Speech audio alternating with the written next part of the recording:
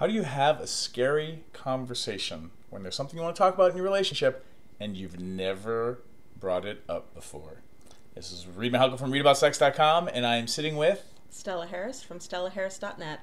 Stella. What would you advise being a relationship and intimacy geek?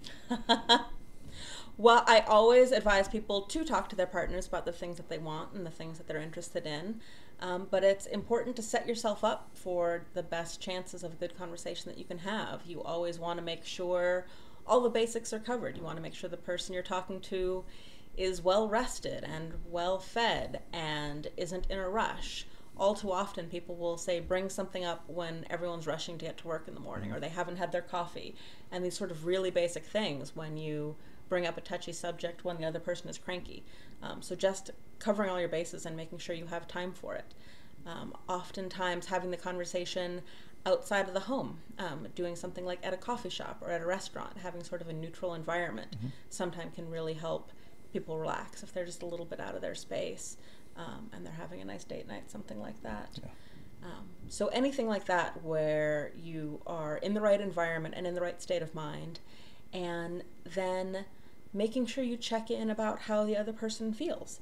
You can let them know, hey, I've been thinking about, adding a little bit of bondage or some other kink.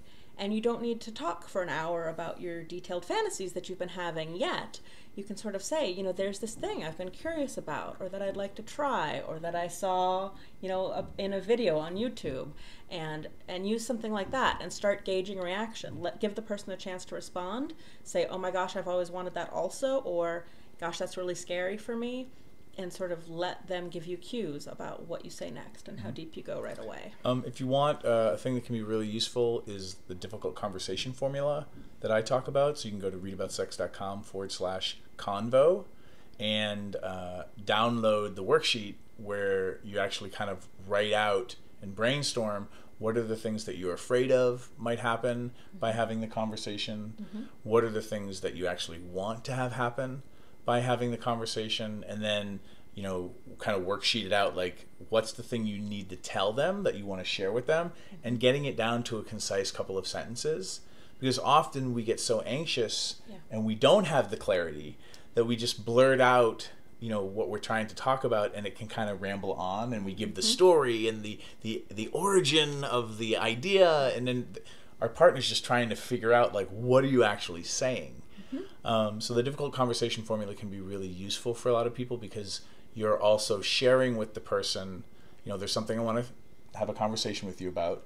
Here's what I'm afraid of if we have it. Here's what I'd like to have happen by having the conversation. Here's what I actually need to tell you. And that formula also helps people get into a more empathetic state of listening. Yeah, thank you for laughing at my loss of words. Yeah. An empathetic state of listening, so that you just don't blurt it out in a way that surprises them, because most people don't handle surprise well. Right. And then just understanding that every conversation is usually the beginning of a longer conversation where you get to dive in a little bit more deeply, and just like you said so brilliantly, you don't have to have the whole hour conversation right then and there.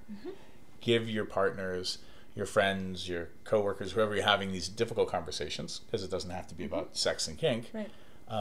Give people time to adjust and be able to handle what you're starting to open up for them. Yeah, a first conversation isn't about making decisions or making a plan. It's just starting that dialogue, and it's a great idea to not make any decisions the first time you talk about something. Yeah, awesome. Leave some comments. What was helpful for you in this video? And hit subscribe. Bye. Thank you. Thanks, Stella. Thanks for tuning in, Sex Geek. If you would like to continue with the brain sex, do me a favor and click subscribe right here. If you'd like to watch me on social media, that's where you're going to go. Next video, maybe? And if you really would like your own Sex Geek t-shirt, please click right here, right now. Boop.